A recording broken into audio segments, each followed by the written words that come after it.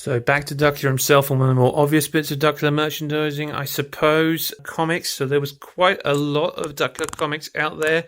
Not as in just this series ran for quite a while, which it did. There was also another series of comics possibly two series of comics by London Imprint magazine, or London Imprint Publishing, about which I know very little, and there's not much information out there. There was apparently a kind of monthly magazine, which, to be honest, from the images that are out there, looks like they might be the ones that I had as a kid. And there was supposedly a quarterly one, which is even less in that thereabouts. And then there's these, and I won, let's have a look, see, 10, 11 of these on eBay last year. Never seen them in a charity shop or anywhere second hand, just all these on eBay after many years of hoping to get them. I got them for a pretty good price, if I remember rightly. But yeah, and there's, not forgetting, there's also the, probably most famously, the American Marvel series of Count Duckula comics, in which he faces off against an obvious Freddy Krueger surrogate and gets interviewed by Geraldo Rivera, all that kind of stuff. Actually, all that kind of stuff. Those are two things I know about, and both pretty wild and memorable. So we'll take a look at just the cover of these, and maybe look a bit deeper on some of them, and hopefully it'll be fun. So I'll have a look through each of these, and you'll at least show you the front and back. And for some of them, I've got some particularly interesting bits and bobs I want to discuss. So I'll let you flick through, and you can at least get an idea of what the content is like. So this one is from August, number 6, and there's a front cover of Duckula and Igor cowering in terror at Nanny for some reason. And you also got a glow-in-the-dark sticker. And on the back, you got a chance to help Duckula, save Duckula, and win a great reward with Shreddy. So what more could you ask for? This one starts with a comic about Duckula going to a nightclub, and Igor insults him by implying he's suffering from a hangover without saying any words, which is kind of odd for a kids' comic. But then again, I guess characters did sometimes drink alcohol in those days in kids' cartoons, didn't they? Even more so in the 40s. Let's keep the hamster. But yeah, colouring page. No fit for next week. So there you go. Number 8, still in August. I believe these were weekly until they turned monthly. Nanny's got what I thought at a casual glance was a TV, but no, it's actually a sink, and it's going to spray poor Darky Poos there. And on the back, it's got an advert for next week's magazine, so an advert for the magazine itself. Perhaps not the most thrilling thing in the world, if you're buying them anyway. Igor, there appears to be some other vampire ducks, possibly family members in the background. I guess that's Duckula himself in disguise in that magazine. It's a cool drawing anyway. Number 9 from September 1989. And oh, would you look at that? It's got an advert for some Duckula toys there, which you're already familiar with, and a plush, which you may or may not become familiar with in the near future, or something like it anyway. And this one, it's got a story in Venice. The show went to Venice, but I think this predates it actually, and or at least it predates it airing for sure. And Nanny's problem page. I believe that's quite a regular feature. And there's an advert for Duckula Succula. Chew bar on sale now, only 10p. You can probably still get those on eBay, but I, for one, am not going to go for it. Foul facts about a character called Julianne Bill. This is like a family member that they've made up for the comics and not part of the original TV series. I don't know if they would do this kind of thing these days. I feel like when you have supplementary material for shows nowadays, they have to very much stick to kind of the established Bible that's used by the cartoon, for better or worse. I think it's kind of fun when you see these comics they've made up, different characters that you haven't seen otherwise. I think it's kind of fun, personally. Duckula lunchbox that you could win. Competition long closed, but again, you might have to get it on eBay. I do not have it. Again, the front cover there, and this is a little prose story. Pretty cool. That get prose stories magazines, letters. Dear Duckula, I think you are the greatest duck in the whole world. I don't know that Von Goosewing though. Nanny is the greatest chicken in the whole world. Very positive guy, Daniel Aldo. Let's hope he's doing well 30 plus years later. Let's hope he's kept up that positive attitude. Let's hope he still likes Duckula. Effort for next week. And yeah, another, I think I already showed you that.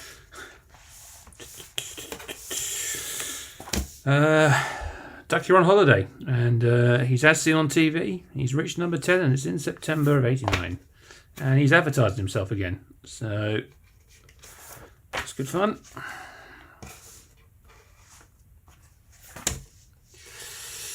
Number 11, September '89. We're still 45p. It hasn't gone up yet, I don't think. Eagle's saying, "But my lord, I'm coming as fast as I can." And Duckula said, "I said ketchup, not ketchup." Doesn't look particularly angry about it though, which is good. You don't want to be too angry. And the advert is for next week's comic, which, as it so happens, I have. And it's an image on the front cover of Goosewing as a builder, trying to build a wall around Duckula, or I don't know, walling him, sealing him in, I guess. And it's an advert for next week's magazine. So this is about Duckula being a superhero. I mean, everyone's a superhero now, so, you know, why wouldn't you be? Foul facts about Craigmere, and like another character. No, actually, maybe this is. Oh, I suppose this is probably one of the characters who appears, the villagers in the pub. I don't really know their names, but they do some characters. Certainly, the characters drink alcohol in cartoons. There you go. There's quite a few scenes in Duckula set in pubs. This is why I think I made a note to show us one. It's got a some Duckula merchandise. You can get a talking Duckula, Waddington's Games, jigsaw and paint by numbers. Become an art master with Duckula. Did anyone? I wonder. Did anyone? This kid wearing a cool Duckula shirt and a Duckula visor, I think. You went at poker games. The Ghost of Castle McDuckula VHS with a colouring pack. I had the VHS, which I bought secondhand. I didn't have the colouring pack, but I did have the VHS. And to be clear, there's only one episode on this VHS. I think it was exclusive to this VHS, so the only way you can get this episode. I did have the Lost City of Atlantis that came with a colour pack. I believe it came with a colouring pack, or it was certainly the only episode was available.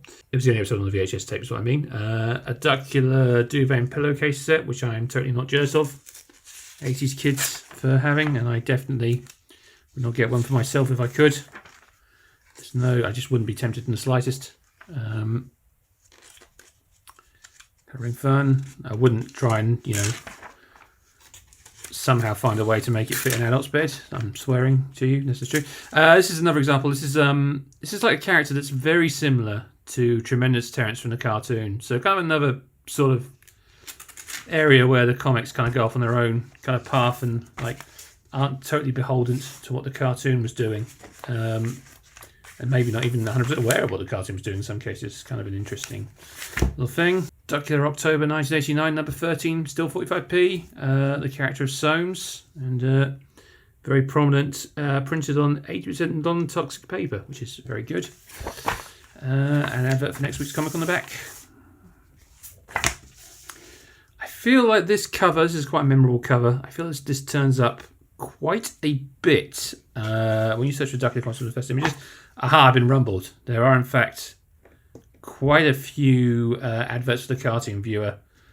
This is that's what I was showing earlier when I was talking about the said device. But oddly, they don't actually talk about Duckula being one of the cartoons you can watch on a cartoon viewer. It mentions here, film special here, each mini cartoon viewer comes with one of 6 famous cartoon films and batteries. All for $4.99, which $4.99, or with these trio, I suppose. $4.99, a lot more money than it is now, went a lot further than it does now in 1989, but still not a bad price for something like that. The video now and stuff like that did not cost $4.99, I don't think. And the Game Boy Advance certainly didn't. Number 15, proudly proclaims I see on TV. Duckula walking out in front of a mean-looking gargoyle and a mean-looking bigger. They both look kind of the same. I think Eagle's been hit on the head. No, but hit by the door even. But for the cartoon viewer as well. I'm really pumping that, but still not mentioning the Duckula connection. Number 16. I Must Be Dreaming. Wow, fantastic. What's he dreaming about? And still hawking that cartoon viewer. So yeah. So the most interesting thing about this issue, you've got a advert for, well, it comes with an advert for, at least my version came out, for choose any free from only 99p for cartoon videos.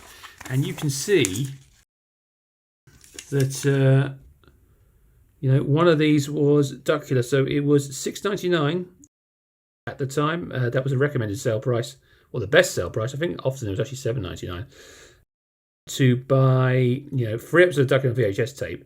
Now, at that rate, if you bought the entire series, it would have cost you, if you even could, which you obviously couldn't, it would cost you, if it was 3 episodes, I think, it would cost you about £150 to buy the complete series, all 65 episodes, eventually, if you had the opportunity, which you did not. But, at one point, they had a complete series, like all 65 episodes was on a DVD. Unfortunately, this is out of print now, and it's quite a bit more expensive, but at one point, you could buy it all for $14.99. So, think of that savings. So think how, now we're all over DVD, it's no big deal, but, and, to be honest, VHS was a huge thing at the time as well. But a quick tangent here as well, and this is a true, well, it's still about animation, I guess, but this is not really like a register. This Heathcliff movie, this is not the movie that was in US cinemas in the 80s, and that I saw on Sky Cinema as a kid, and it's turns up on YouTube and stuff a lot. That's a film that's, that's already kind of a rip-off, because it's just, kind of a bit of a swindle, because it's just showing you clips from the TV series in a film with a wraparound segment. And this is a bit, I don't know why they would do this, but this is not that film. This is a similar thing where it's also showing you episodes of the cartoon series, but there's like a far cheaper wraparound segment where his girlfriend in this series of the 80s, Deke series, Heathcliff and the Cadillac Cats, his girlfriend is like very clearly cheaply altered or just looped animation of her saying, well, the thing with this, like a similar kind of, like an even cheaper wraparound thing and other clips. Why they would do this rather than just releasing a normal Heathcliff movie in his country, or even like they could have called it Heathcliff movie 2. It's a very strange thing, and I don't know. I doubt there's anyone around that would tell you or remember why they did that, but they did it, and I watched it at some point, I guess, because I remember it. And now, final one. So, nice image of the crows going up, the crow burglars going up the stairs, saying "Stone the crows, don't rope me into this lark again." Lovely puns, and just Duck saying "See you next week," which unfortunately you won't see me next week because I don't have the follow-up issue. But number 17, 1st November 1989. So I was a couple of weeks away from turning 3, which is my actual first memory. Well, about 4 weeks away from turning 3. Yeah, I'll just show you that because it's the the last issue we're looking through, and it's just nice to see. Budgie Malone and Al Capone on sale every month for 75p. Includes the Sweeney, a bit dated by 1989, and Inspector Spectre. I don't know what that's parodying. I guess Spectre from the James Bond films, but I say a bit dated by 1989. I don't even blink at Al Capone. That's from the 30s. I just kind of think Sweeney was too recent to be retro at the time and not current. But yeah, I don't know what it is, but I was fascinated to focus on it. Falfax Potson, so he actually is a character from the TV show, so that's a change from that.